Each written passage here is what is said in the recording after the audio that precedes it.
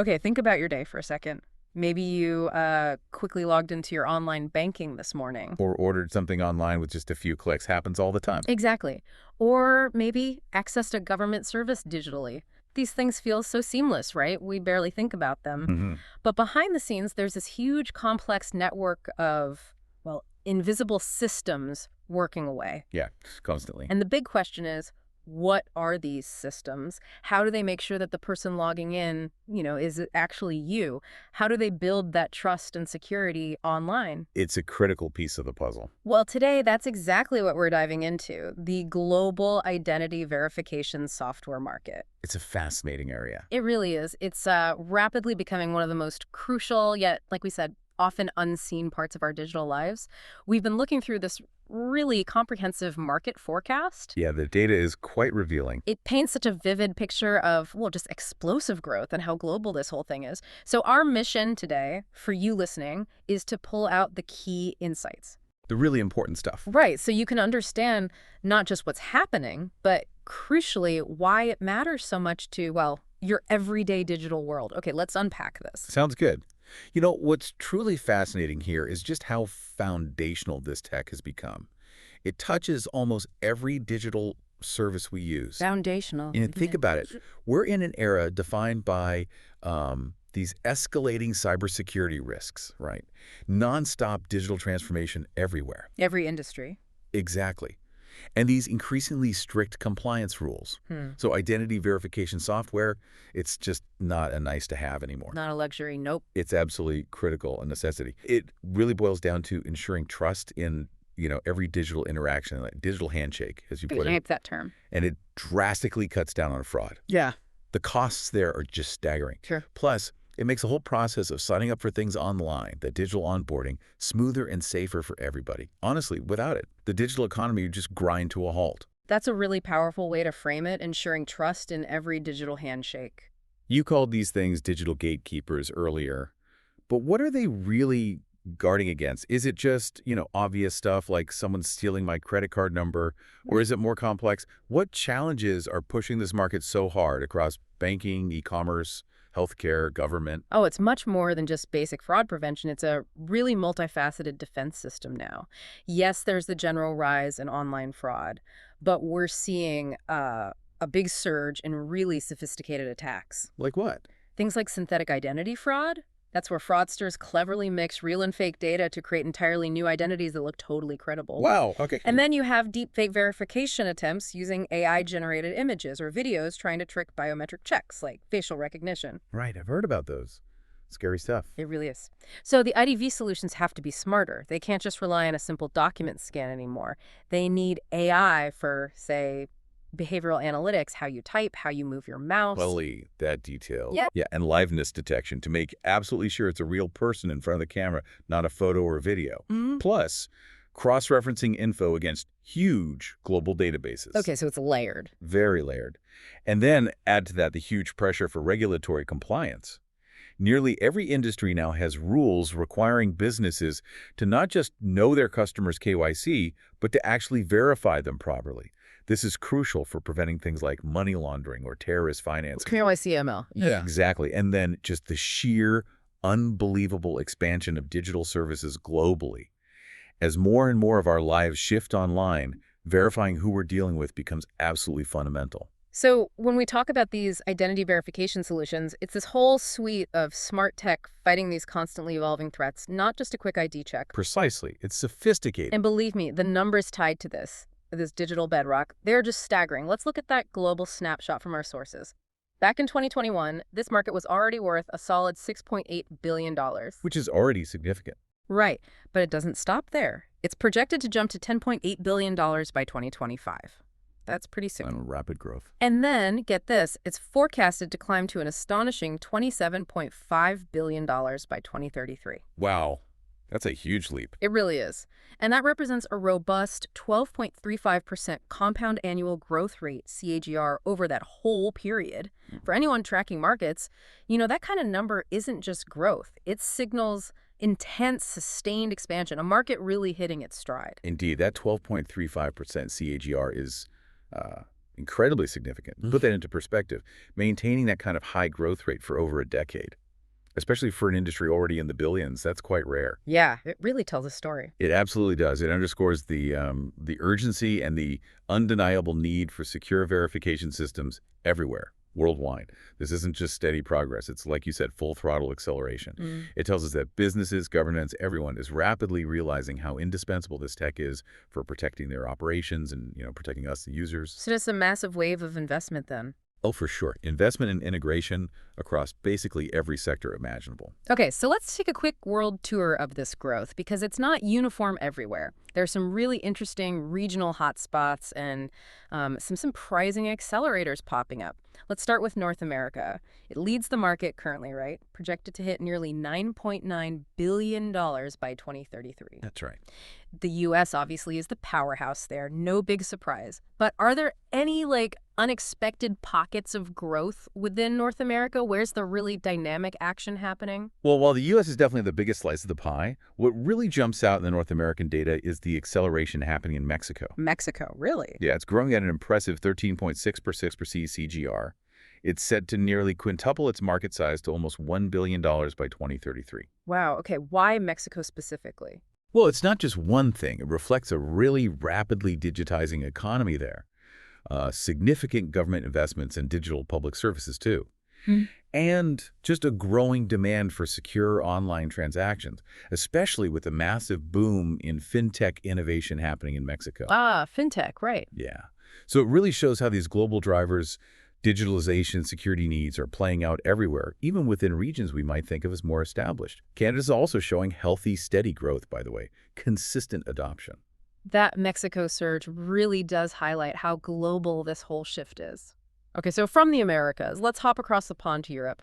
Our sources show it's equally dynamic, expanding to reach $7.4 billion by 2033. What's the picture look like there? Are there different dynamics driving growth, especially in places like the UK or Germany that are already pretty digitally mature? Europe's growth is interesting. The UK is actually leading the pack there with a 13% CAGR. Higher than the regional average. Exactly. And a lot of Europe's growth seems significantly shaped by its somewhat distinct regulatory landscape. Think about evolving data privacy rules like GDPR. Paradoxically, stricter privacy rules actually create a greater need for really robust but also compliant identity verification, especially for any cross-border business. Ah, that makes sense. The compliance angle again. Precisely. Yeah. Germany and France are also advancing strongly, both above 12% CAGR, driven by their strong digital economies, huge demand from banking, e-commerce, you name it. Now, some of the more traditionally mature markets like Italy and Spain show more moderate, steady progress. Okay. But often it's that combined rest of Europe category that shows this really broad surging adoption. That group is climbing towards nearly $1 billion by 2033 as well. It just demonstrates this widespread commitment to digital security across the whole continent, even if the pace varies a bit. So, regulations are a huge driver there, maybe even as much as fighting fraud itself. Fascinating. Yeah. Okay, now, if we're talking about where the most intense growth is happening, all signals point to the Asia-Pacific region, right, APAC. Revenues there are projected to just soar, hitting a massive $6.44 billion by 2033. What is it about APAC that makes it poised for this kind of, frankly, unparalleled expansion? Yeah. APAC truly is the growth engine in this story. It has this unique combination of factors. You've got massive populations, obviously, a rapidly expanding middle class with disposable income, and crucially, an explosion in mobile-first internet adoption, especially in many developing economies. People leapfrog desktops in many places. And low to mobile. Exactly. And that just creates this enormous, immediate need for secure digital identities on a scale we haven't seen before. Now, within APAC, China certainly dominates in sheer scale. It's expected to go past $2.6 billion by 2033. That reflects its vast, deeply integrated digital economy. Right, but that's not the whole story, is it? Not at all. The real story in APAC, arguably, is the sheer velocity of growth happening elsewhere in the region. And when we talk velocity, which country really stands out globally, according to the forecast? India. India is highlighted as the fastest riser on the planet. It's growing at an exceptional 15.4% CAGR. 15.4%, wow. Yeah, it's more than just a number. Its market is set to increase more than five times, to reach $857 million. What's fueling that in India? It's heavily influenced by things like Aadhaar, their foundational digital identity system, which is massive, plus an absolute explosion in mobile-first services, particularly fintech and digital payments. That specific combination creates this immense, unique demand for digital ID verification at incredible scale. A perfect storm for IDV growth. Pretty much. And it's not just China and India. You've also got South Korea, Southeast Asia as a bloc, and Taiwan all seeing strong double-digit growth rates, too. It really reflects a whole regional sprint towards comprehensive digital transformation. Absolutely. Those figures just cement APAC's position as this critical hub for future adoption and probably innovation, too, in identity verification tech. It's almost dizzying trying to keep track of all those growth figures. It really shows how fast things are moving. It does. It makes you realize how quickly our digital lives are evolving. Okay, we've covered a lot of ground, North America, Europe, APAC, but there are still a few more regions making really significant contributions, developing rapidly. What about South America, the Middle East, and Africa? Are there common themes there or distinct challenges driving adoption in these emerging markets? Yeah, they're definitely important pieces of the global picture and shouldn't be overlooked. A common thread is definitely that accelerating digital transformation, often kind of leapfrogging older infrastructure. Right. So in South America, the market's growing significantly. It's projected to hit $1.45 billion by 2033. Brazil leads in size, but interestingly, Colombia and Peru are posting the fastest regional growth rates, both above 13.5% CAGR. That's driving it there. Again, burgeoning fintech sectors are a big part of it. Yeah. Also, government-led digitalization pushes, and a real increasing need for financial inclusion, which absolutely relies on secure digital onboarding for people who might not have had access before. Okay, and the Middle East? The Middle East is also advancing strongly. It's projected to rise to $1.32 billion by 2033. Here, Saudi Arabia is really spearheading adoption with a 13.6% CAGR. The UAE and Turkey are following closely behind. And the drivers there, big national projects? Often, yes. Their push is frequently tied to really ambitious national digitalization agendas, like Saudi Vision 2030. They're aiming to create smart cities, fully digital economies, and that requires robust identity layers for absolutely everything, government services, new businesses, you name it. Makes sense. And finally, Africa. Africa continues its steady expansion, moving towards nearly $1 billion by 2033. Nigeria and South Africa are clearly at the forefront there. What's key in Africa? Mobile. Mobile is huge. Mobile money services are becoming ubiquitous. Internet penetration is increasing. Various industries are embracing digital platforms. And importantly, these regions often deal with a high proportion of people who were previously unbanked or didn't have formal ID documents. So digital identity verification becomes not just about security, but really about access and economic inclusion too. That's a crucial point, IDV as an enabler, not just a guard. It's incredible to see this consistent growth across the globe, but with such different regional flavors driving it. Okay, let's try and bring this all back home for you, the listener. Just take a moment. Think about where you might have encountered identity verification, maybe even today. Was it opening that new bank account online? Yeah, or maybe confirming a delivery with a code sent to your phone. Or even accessing sensitive medical records through a portal. It happens more often than we probably realize. Exactly. It's likely more frequent than you think. But beyond just making things convenient and secure for you, what does all this explosive market growth really signify for the concept of trust in our digital economy? And that's precisely the core issue, isn't it? This massive growth isn't just abstract numbers for investors. It's about the constant strengthening of this invisible infrastructure that really underpins your personal financial security. That invisible stuff working behind the scenes. Exactly. It underpins the ease and safety of accessing essential services online and just the overall convenience and crucially, the trustworthiness of the modern digital world we all live in now. If we connect it to the bigger picture, it's fundamentally about building and maintaining trust in an environment that's becoming more and more virtual. Identity is really the ultimate key in that world. So without these layers of verification, Our digital lives, as we know them, they just wouldn't be possible, or at least not safely. It's kind of the unheralded hero making the internet actually work for us. an unheralded hero, I like that.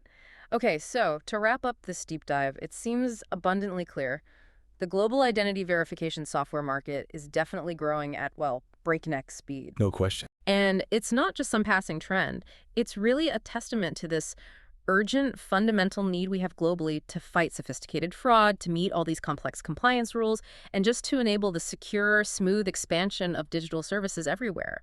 With revenues projected to go past that colossal $27 billion mark by 2033, well, this clearly isn't just some niche tech market anymore. Absolutely not. Our sources basically conclude that by 2033, this industry will genuinely be a fundamental layer of the entire global digital economy, Hmm. as essential, as ubiquitous as the internet connection it helps secure.